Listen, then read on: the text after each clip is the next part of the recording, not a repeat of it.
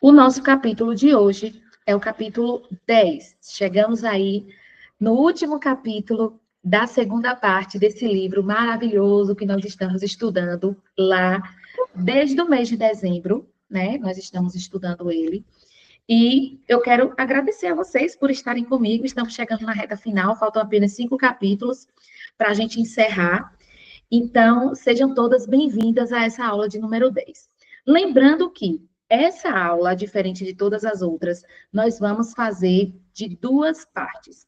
O Ellen Guerreira, que está aí comigo em todas as aulas ao vivo, essa aula vai ser um pouquinho diferente, o Ellen. Nós vamos fazer 2 momentos essa aula, viu? O capítulo é grande, o capítulo é extenso, ele é um capítulo que tem vários pontos importantes, então eu não poderia deixar de passar nenhum ponto aqui para vocês. Então, eu decidi fazer em 2 aulas. Claro que eu não faço um audiobook, né? Não vou lendo tudo, mas eu trouxe pontos aqui fundamentais, pontos especiais para a gente ver e não perder nada nessa aula de hoje, tá bom? Deixa eu abrir a apresentação aqui.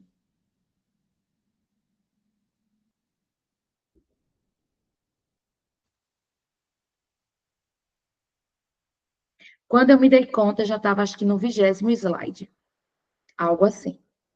Então, eu falei, não, eu vou ter que dividir essas aulas, porque senão não vai ficar interessante para a proposta do grupo de estudo. Vai ficar uma aula cansativa, vai ficar uma aula, né, extensa, e não é a ideia do grupo de estudo, certo? Então, eu vou tentar fazer em 1 hora o conteúdo que tem aqui. Se a gente conseguir, beleza. Se não conseguir, vai para a segunda parte, que vai acontecer na segunda-feira, e eu já quero todo mundo aqui.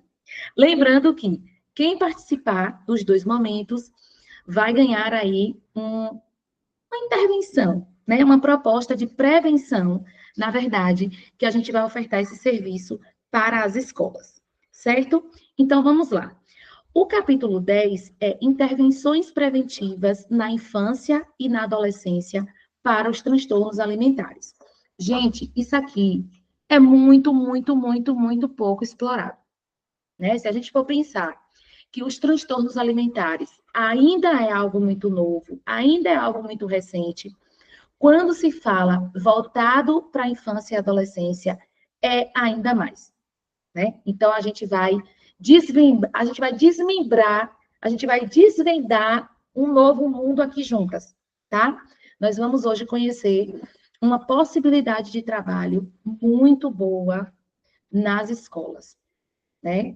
Então, prestem atenção, vamos juntas aqui aprender bastante, tá? Então, vamos lá. Quando eu comecei a ler o capítulo, eu já pensei logo, não, nós temos que ter um serviço para ofertar para as escolas. Nós temos que chegar nas escolas com esse material aqui tão rico e desenvolver um belíssimo trabalho de prevenção dos transtornos alimentares. Nós somos psicólogas, a gente precisa se apropriar desse espaço, certo? As escolas, elas precisam do nosso trabalho. Precisa do trabalho de Aline, precisa do trabalho de Rafaela, precisa do trabalho de Angelita, precisa do trabalho de Wellen, precisa do trabalho de Alana. As escolas, elas estão necessitadas do nosso trabalho. E a gente precisa ocupar esse espaço, certo? Então, o que é que você vai aprender ao longo desse capítulo 10? Possa ser que alguns pontos aqui vá para a parte 2, mas a proposta do capítulo é a epidemiologia dos transtornos alimentares, que a gente viu nos primeiros capítulos, mas a gente dá uma pincelada aqui.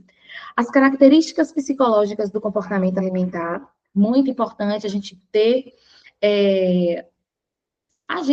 o conhecimento dessas características psicológicas, até para explicar o papel do psicólogo, né, dentro do tratamento de transtornos alimentares. Então, eu vou precisar entender as características psicológicas do comportamento alimentar.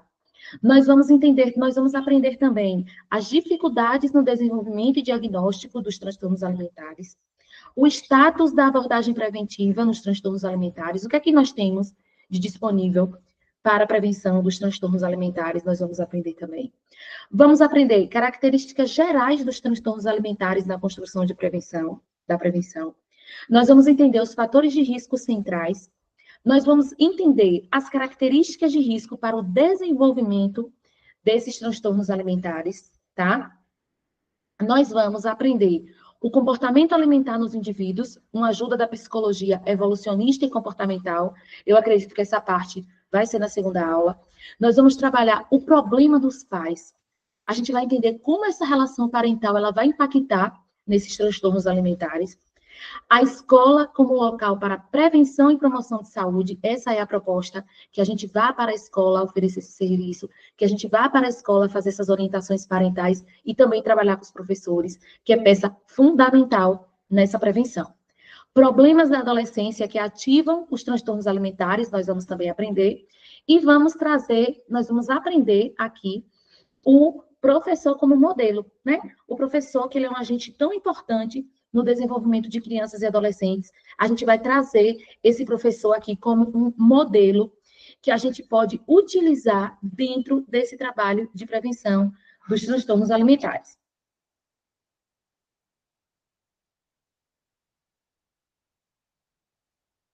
A gente vai entender aqui na introdução, no início do capítulo, a gente já vai entender que muitas crianças, no geral meninas, elas acreditam que a magreza é uma importante forma de serem atraentes e que isso pode influenciar tanto no seu processo social como no acadêmico, além de acreditar que isso as fazem mais felizes. Então, elas colocam aí a questão corporal como algo de muita importância. Em muitos casos, o hábito de dietas restritiva, de fazer dietas restritivas, que é muito comum, gente, na adolescência, certo? Principalmente aí no público de meninas, né? Nesse público feminino, pode aumentar em até 18 vezes o risco do indivíduo desenvolver um TA, certo? Então, aqui, a gente já vai ter, nessa introdução aqui, a gente já vai ter um dado marcante e um dado que a gente precisa muito trabalhar. E que dado é esse, Alana? Ó, no geral, tá? No geral, as meninas acreditam que a magreza é uma importante forma de serem atraentes. E isso pode influenciar tanto o seu processo social como acadêmico, além de acreditarem que isso as fazem mais felizes. É depositar um crédito muito grande só no aspecto físico. E isso está muito presente nas meninas. Isso aqui é um dado, gente, muito importante para a gente se apropriar.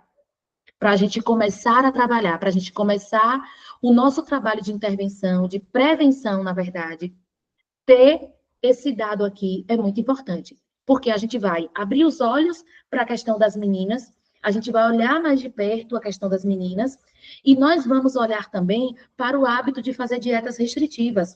E a gente vai entender lá na frente que esse hábito de fazer dietas restritivas, ele está muito ligado às questões familiares, que é também considerado um fator de risco para os TAs, certo?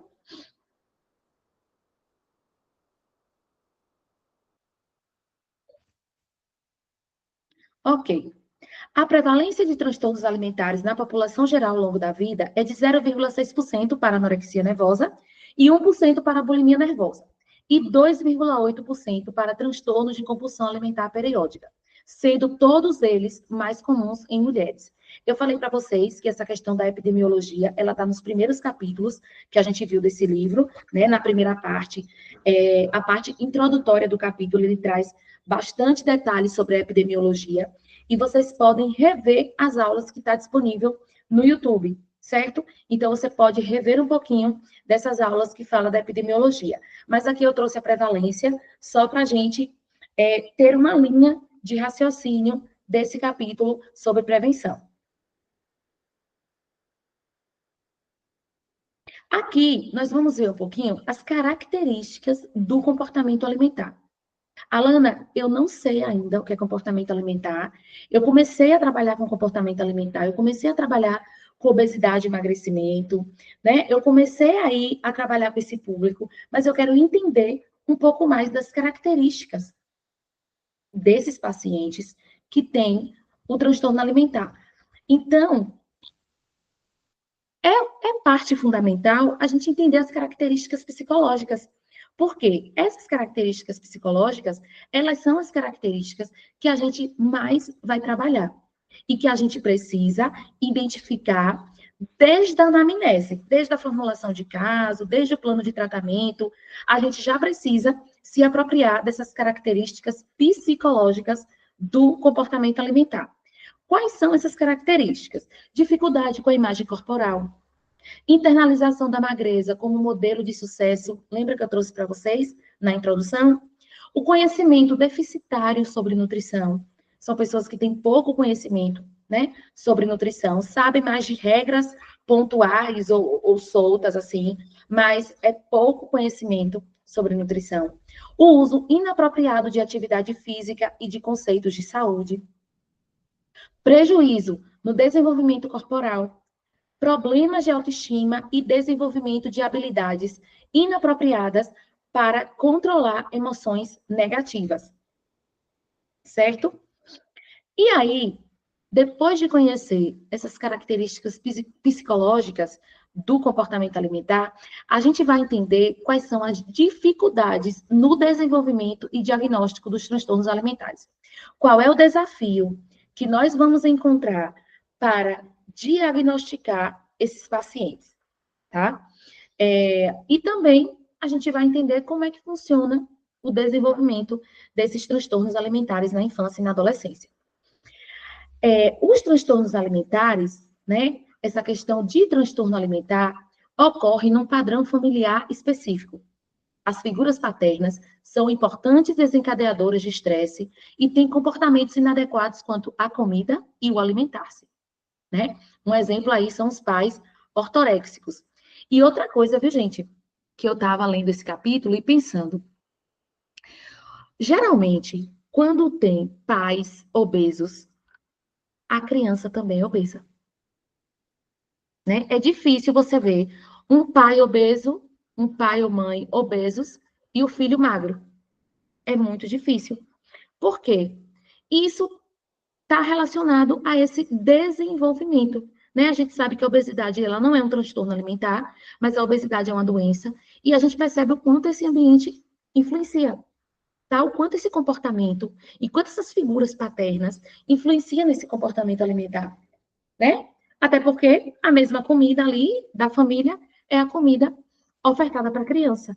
Então, é muito comum, né, que esse comportamento alimentar, ele seja aí, ele sirva como um modelo, né, para crianças e adolescentes. Da mesma forma que na presença de pais ortoréxicos, aquelas pessoas, né, que têm várias regras, que são pais mais que têm um perfil onde cobra mais, onde tem essa questão da comida como um vilão, né, que monitora tudo, né?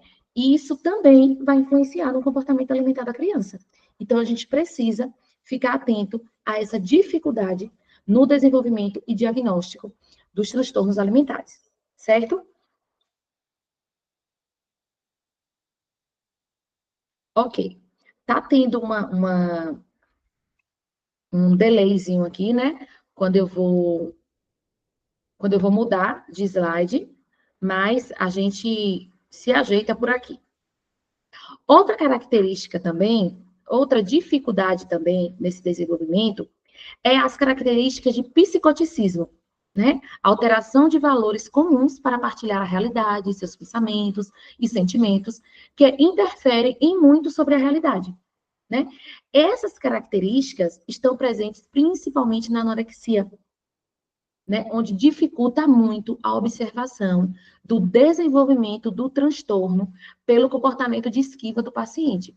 Então, esse comportamento aqui de esquiva, ele vai dificultar o diagnóstico desses pacientes, certo? As características de um transtorno egossintônico, conjugada com o psicoticismo presente, dificultam a interação social e assemelha-se às dificuldades encontradas no manejo dos transtornos de personalidade.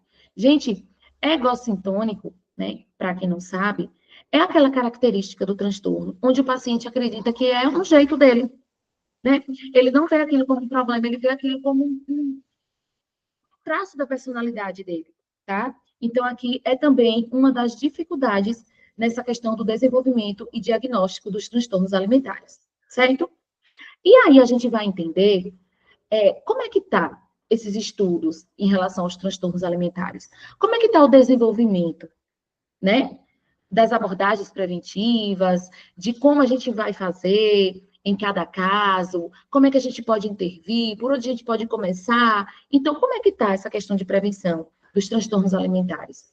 Né? Alguns autores sugerem o desenvolvimento de abordagens preventivas integrando os TAs e a obesidade, integrando aí transtornos alimentares e obesidade, que tornaria o tratamento mais eficaz, com mais benefícios ao paciente, promovendo o entendimento do fantasma maior, que é a obesidade. Então, a gente vê aí muitas campanhas em torno da obesidade, se falar muito em obesidade, e a gente vê falar muito pouco dos TAs. Então, a integração dos TAs com a obesidade faria com que o entendimento, né, da questão da obesidade pudesse ser uma porta de entrada para a gente falar mais sobre os transtornos alimentares. Os principais seriam a redução dos custos e o maior impacto na população-alvo, né? Quais seriam os benefícios? Os principais seriam essa redução mesmo dos custos e o maior impacto na população-alvo, pois o esforço são concentrados em transtornos que estão diretamente relacionados com alimentação e peso, né? Compulsão alimentar, anorexia, bulimia. Então, a gente ia abrir aí um leque de oportunidades, certo? Gente, ó, deixa eu trazer uma coisa aqui para vocês. Esses slides, em comparação aos outros que a gente estava fazendo aqui nos grupos, eles são slides um pouco mais densos. Eles são slides um pouco mais cheios. Mas eu expliquei no início, para quem não estava presente, eu expliquei no início que esse assunto, ele é um assunto que eu não poderia resumir tanto. Claro que eu não estou fazendo um audiobook, né? Mas eu não poderia resumir tanto, porque são informações muito importantes e que vai ser fundamental para a gente construir o projeto que a gente falou no início, que é um projeto de ofertar essas ações preventivas nas escolas, certo? Então, vamos lá. Embora exista uma grande dificuldade em encontrar uma meta tangível para ações preventivas em relação aos transtornos alimentares, atualmente, questões sociais como aumento da atividade física, evitação do sedentarismo, controle da inserção dos jovens no mundo virtual, redes sociais que está super em alta, jogos, combate ao assédio moral, que é o bullying, né? Aumento da disponibilidade na família e o estímulo à vida social de forma ampla são formas indiretas que podem ajudar a impedir o desenvolvimento dos transtornos alimentares. Então, aqui a gente já tem algumas estratégias, né, bem atuais para a gente desenvolver com esse público, né, que a gente pode trazer como uma meta para trabalhar com esse público, que é justamente, gente, essa mudança na sociedade, né? Rede social, jogos, os jovens inseridos nesse mundo virtual que traz tantas regras,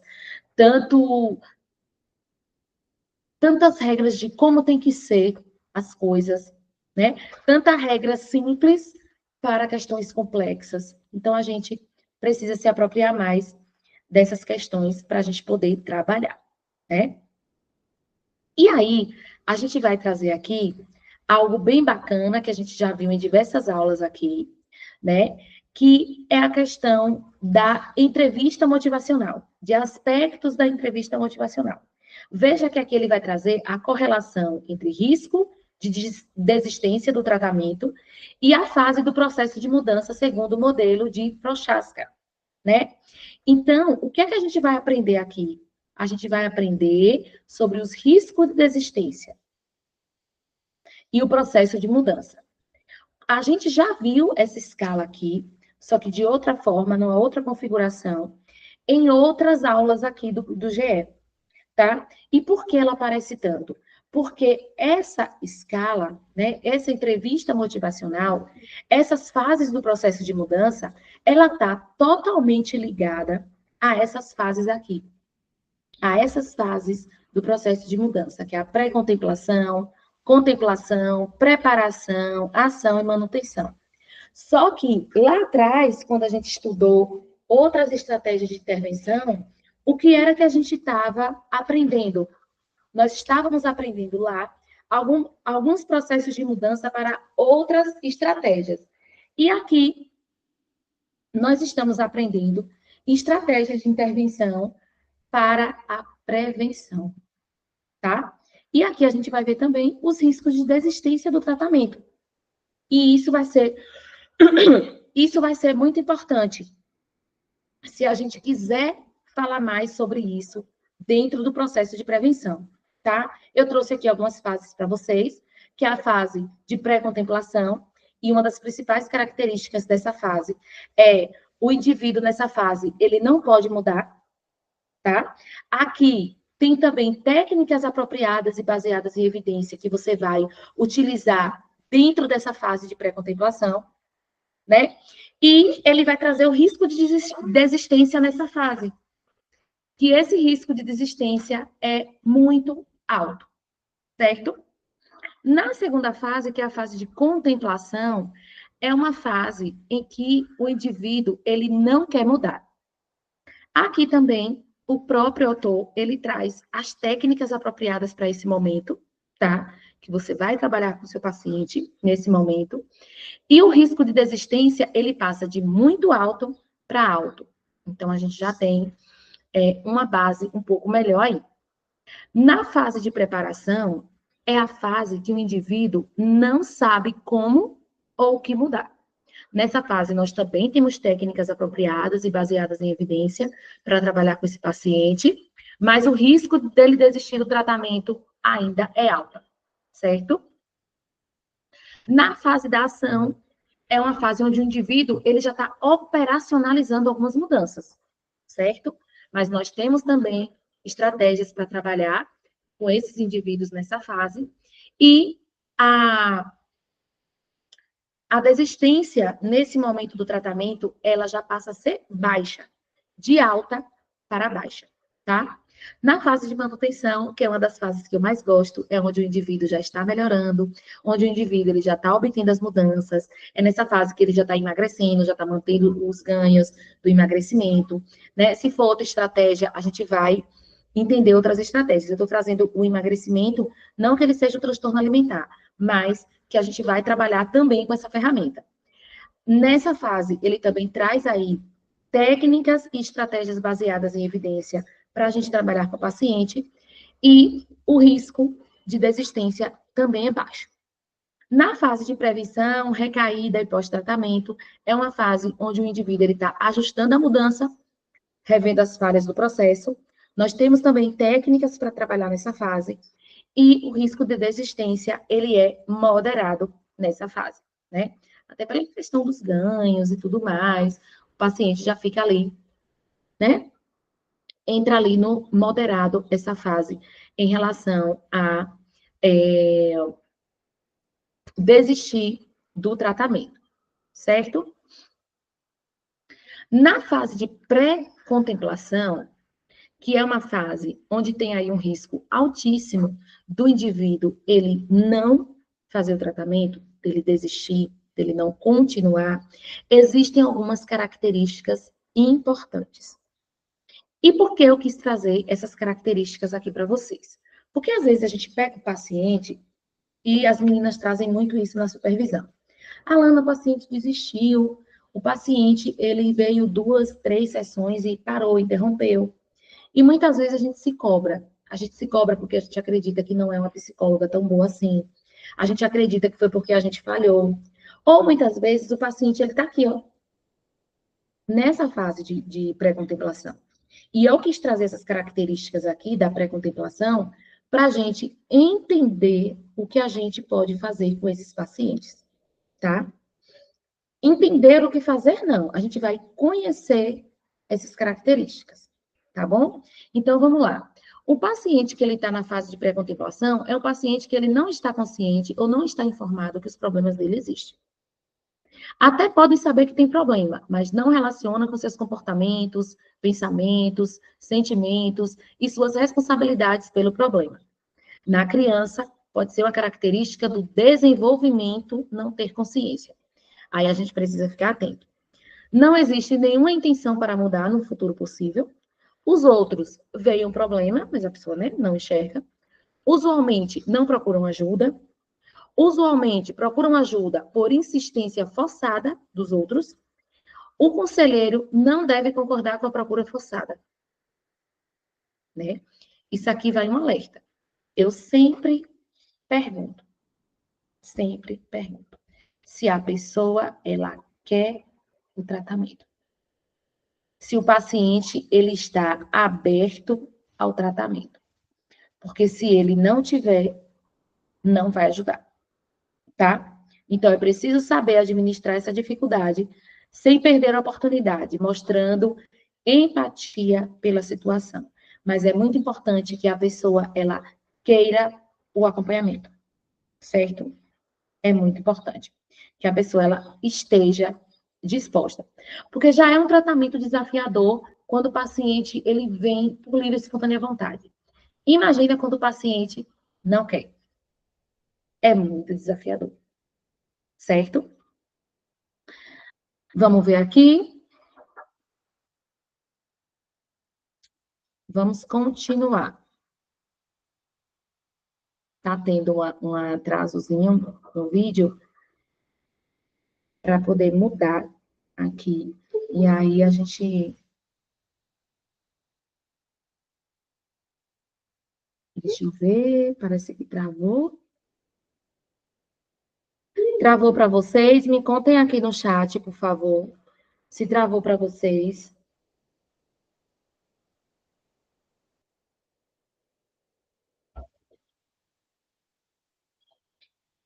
Tomara que não tenha travado o vídeo, né? A gravação.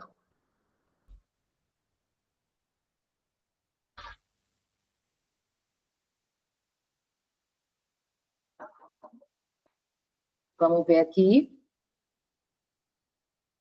Ó, deixa eu voltar aqui para a tela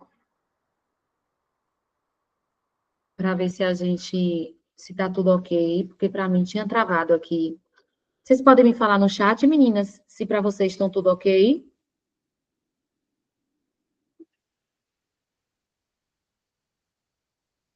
Se tá me vendo, se tá me ouvindo.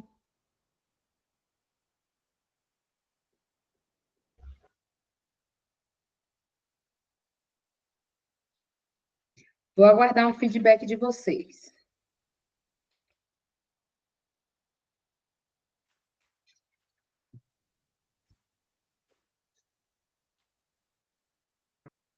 Pronto, Ellen, obrigada. Vamos lá, ó. Eu trouxe a possibilidade, né, da gente fazer algum programa desse aqui e ofertar nas escolas. Qual é a minha ideia? A minha ideia é, quem assistir essa aula e a próxima aula, nós vamos fazer, eu vou ofertar para vocês um programa, um desses programas, né? Vou pegar no livro, vou destrinchar todos os temas e trazer um PDF para vocês. Esse PDF, ele vai servir de orientação para você fazer alguma estratégia de prevenção em alguma escola. Porque, gente, onde é que a gente vai ter esse público aqui de criança e adolescente? Nada melhor do que a escola para isso, né? Então, a gente vai aí trabalhar bastante com as escolas essa questão da prevenção. Vocês podem ofertar como uma orientação de pais na escola, vocês podem ofertar como uma palestra na escola, vocês podem fazer palestra para os professores e funcionários.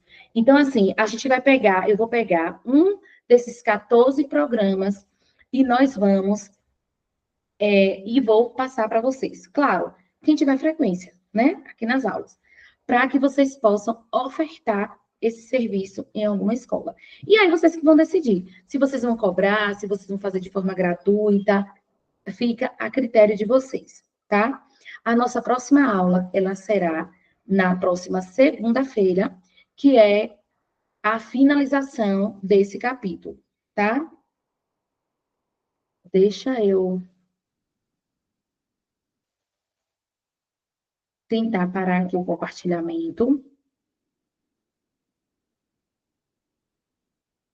Tá travando muito para mim. Eu espero que não esteja travando tanto assim para vocês, como tá aqui para mim.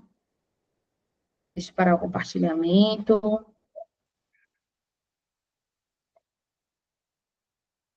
Pronto, tá indo.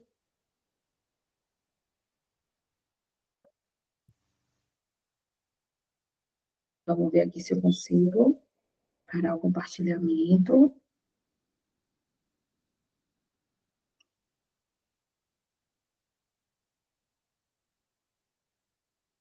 Só um minutinho.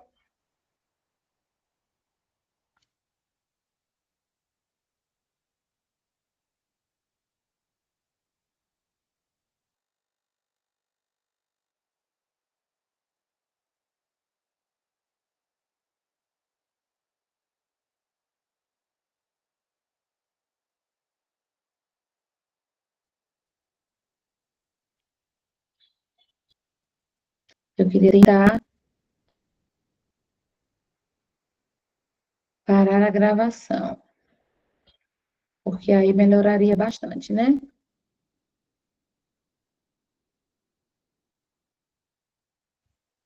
Vamos ver se eu consigo. Vai ficar esse finalzinho aí para quem vai assistir a gravação. Vai ficar esse finalzinho aí um pouquinho confuso, né? Por causa desse. Travou aqui para mim.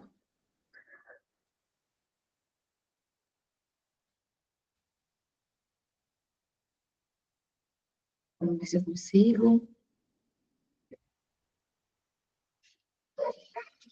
Esse finalzinho vai ficar interrompido.